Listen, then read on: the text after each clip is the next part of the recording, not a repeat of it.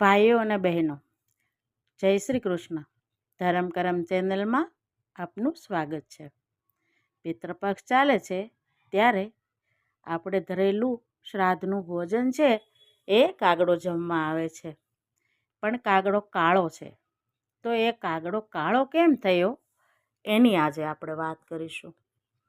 તો બ્રહ્માજી એક વખત એવું વિચારે છે કે એક મારે એવો યજ્ઞ કરવો છે કે જેનાથી પિતૃલોકના પિતૃ, મૃત્યુલોકના માનવી બધાનું કલ્યાણ થાય. તો એ વિચારે છે કે હું જ્યાં યજ્ઞ કરું એ ભૂમિને મારે અમૃતથી પવિત્ર કરવી છે. પણ એ અમૃત કળશ છે એ વૈકુંઠમાં છે, તો એ લેવા કોણ જાય?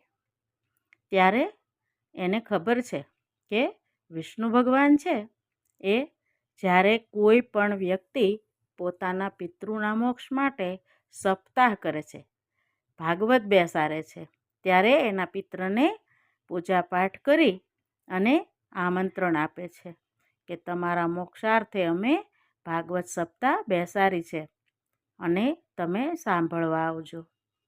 ત્યારે એના બધા પિતૃ છે એ ભાગવત સાંભળવા આવે છે. પણ એમાં એવી માન્યતા છે, ગરુડ પુરાણમાં, વિષ્ણુ પુરાણમાં, પદ્મ પુરાણમાં આ વાત છે કે જ્યારે પિતૃ પૃથ્વી ઉપર સપ્તાહ સાંભળવા આવે છે ત્યારે વિષ્ણુ ભગવાન છે એ બધાની પાછળ બેસી એક પિતૃના ખભે હાથ રાખી અને બધા દિવસ બેસે છે. અને જે વ્યક્તિએ આ કથા કરાવી હોય એના પિતૃ હોય એને બેસાડીને ખભે હાથ રાખ્યો હોવાથી એ બધાનું મોક્ષ થઈ જાય છે. પછી એ પિતૃ યોનિમાંથી પણ મુક્તિ પામે છે અને વિષ્ણુ લોકને પામે છે. આવી માન્યતા છે. તો બ્રહ્માજી વિચારે છે કે અત્યારે તો વિષ્ણુ પિતૃલોકમાં જ હશે, તો હું વિષ્ણુજીને કહું, નારાયણને કહું કે તમે આ અમૃત કળશની વ્યવસ્થા કરો. બ્રહ્માજી વિષ્ણુનું સ્મરણ કરે છે. નારાયણ આવે છે, કહે બ્રહ્માજી કહો શું કામ છે? તો કહે છે વૈકુંઠમાં અમૃત કળશ છે એ મારે લાવવો છે, તો આ કામ કોને સોંપું? તમે તો પિતૃલોકમાં છો. તો કહે છે હા. તો એણે કહ્યું પિતૃલોકના સ્વામી, દેવતા, આર્યમા સ્વામી, એનું વાહન કાગડો છે. એ કાગડાને કહો, એ તમને લાવી દેશે. આમ કહી વિષ્ણુ ભગવાન પિતૃલોક પરત ફર્યા. બ્રહ્માજી છે એ આર્યમા સ્વામીને વિનંતી કરે છે કે મારે અમૃત કળશ લાવવો છે, એટલે તમે કાગને મોકલો. ત્યારે આર્યમા સ્વામી કહે છે હા ચોક્કસ, કેમ નહીં બ્રહ્માજી, લઈ જાઓ તમે. એટલે કાગડો આવે છે. બ્રહ્માજી કહે છે કે તું એટલો બધો સફેદ છે, એટલો બધો સફેદ છે, પણ બગલાને પણ તારી ઈર્ષા થાય છે. ત્યારે તને જોઈને ખરેખર આનંદ થાય છે, તું ખૂબ સુંદર લાગે છે.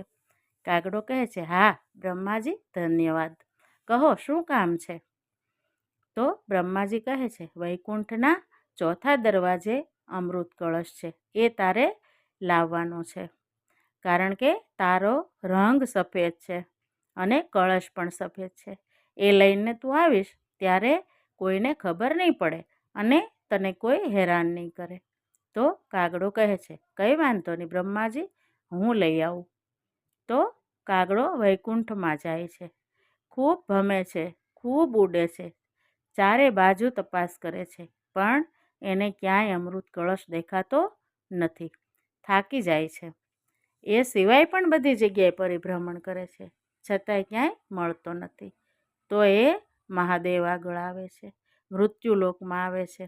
મૃત્યુલોકમાં આવી શિવાલયમાં એકદમ પ્રાર્થના કરે છે મહાદેવની અને મહાદેવને પ્રસન્ન કરે છે. ત્યારે મહાદેવ કહે છે કે તારા શ્વેત રંગ સાથે આ કળશ ભળી જશે, એટલે તને બ્રહ્માજી આ કામ સોંપ્યું છે અને હવે એ તારી જવાબદારી છે, કારણ કે પિતૃલોક અને મૃત્યુલોકના માનવી અને પિતૃના કલ્યાણ માટે આ યજ્ઞ થવાનો છે. તો કાગડો કહે છે પણ હું થાકી ગયો પ્રભુ, મને ક્યાંય વૈકુંઠમાં કળશ મળ્યો નથી. તો મહાદેવ કહે છે જા ઉત્તરાખંડમાં દેવ શિખર નામે એક શિખર છે. એ શિખર ઉપર અમૃત કળશ રાખેલો છે અને શિવપુરાણમાં પણ આ શિખરનું વર્ણન આવે છે. તો કાગડો ત્યાં જાય છે. ત્યાં જઈ અને કળશમાં પોતાની ચાંચ ડૂબાડી દે છે. પછી કળશને ઢાંકી અને લઈ અને સીધો બ્રહ્માજી આગળ આવે છે અને બ્રહ્માજીને કહે છે, લ્યો હું અમૃત કળશ લઈ આવ્યો. બ્રહ્માજી કહે છે, ખૂબ સારું કામ કર્યું. જો ખરેખર તું એટલો બધો શ્વેત છે કે આ કળશ તારા પર છે તો ખબર નથી પડતી, એટલે તું એને સલામત રીતે અહીં લઈ આવ્યો અને એટલું પવિત્ર છે કે એને કોઈનાથી અડાય નહીં. ત્યારે કાગડાથી રહેવાતું નથી અને એ કહે છે, પણ બ્રહ્માજી, તમે તો આ છાંટી અને ધરતીને પવિત્ર કરવાના હતા ને, પણ એ અમૃત તો હું ચાખી ગયો છું, એમાં મેં મારી ચાંચ ડૂબાડી હતી. બ્રહ્માજીને ખૂબ ક્રોધ આવી જાય છે. અરે, આટલું કામ મેં તને સોંપ્યું અને જે કામ પવિત્ર છે એને તે અપવિત્ર કરી નાખ્યું. તારી વૃત્તિ આવી રીતે બગડી ગઈ, એટલે એનાથી રહેવાતું નથી. અને બ્રહ્માજી એને શ્રાપ આપે છે કે હું તને શ્રાપ આપું છું કે તારો આ શ્વેત રંગ છે ને એ કાળો થઈ જશે, આખું શરીર તારું કાળું થઈ જશે. અને ત્યાં અમૃત કળશને એંઠો કર્યો છે, એટલે તારે બધી જ જગ્યાએ એંઠું ખાવાનું મળશે તને. ક્યાંય પવિત્ર ભોજન તને ખાવાનું મન નહીં થાય અને બધી ગંદકી ખાવાનું મન થશે. આવી રીતે એને શ્રાપિત કરી અને મોકલી દે છે.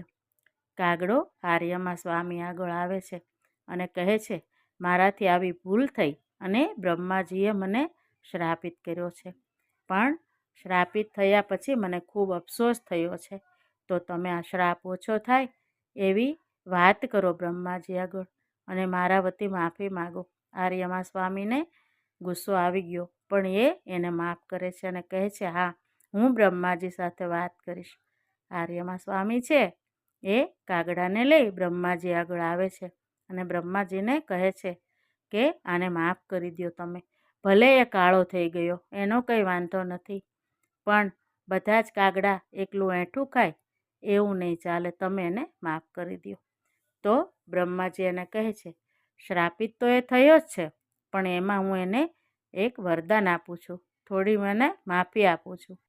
પિતૃ તર્પણના દિવસો આવશે, શ્રાદ્ધના દિવસો આવશે, ત્યારે 16 દિવસ જેના ઘરે શ્રાદ્ધ નાખશે, જે થાળી પહેલી પીરસીને અગાસી, છત કે ઘર ઉપર રાખશે એ પવિત્ર હશે, કારણ કે એમાંથી કોઈએ કંઈ ચાખ્યું નહીં હોય, એટલે એ પહેલું ભોજન હશે અને એ ભોજન કાગડાને મળશે. આમ 16 દિવસ એને ચોખ્ખું અને પવિત્ર ભોજન મળશે. પણ શ્રાપ અપાઈ ગયો છે એટલે 16 દિવસ પછી કાયમ કાગડાને જૂઠું ખાવાનું રહેશે, કારણ કે એણે મારું અમૃત કળશ એંઠો કર્યો છે. આમ બ્રહ્માજીએ કાગડાને વરદાન આપ્યું. એટલે શ્રાદ્ધ પક્ષમાં આપણે જ્યારે શ્રાદ્ધ નાખીએ અથવા આપણે થાળી ધરીએ ત્યારે એ કાગડા ખાવા આવે છે અને એ પવિત્ર ભોજન 16 દિવસ કાગડાને મળે છે. પછી કાગડો કાયમ જ તે બધી ગંદકી ગ્રહણ કરે છે. આમ કાગડો કાળો થયો, કારણ કે એને બ્રહ્માજીનો શ્રાપ હતો. આર્યમા સ્વામી કાગડાને લઈ અને પાછા પિતૃલોકમાં જાય છે અને કાગડો રાજી થયો કે મને થોડીક માફી મળી. તો લ્યો બહેનો અને ભાઈઓ, સફેદમાંથી કાગડો કાળો કેમ થયો એ વાત હું જાણતી હતી, એમ રજૂ કરી છે, તમે પણ સાંભળજો. અને હા, આપણી બધાની ધરમ કરમ ચેનલ લાઈક, શેર અને સબસ્ક્રાઈબ કરજો. જય શ્રી કૃષ્ણ.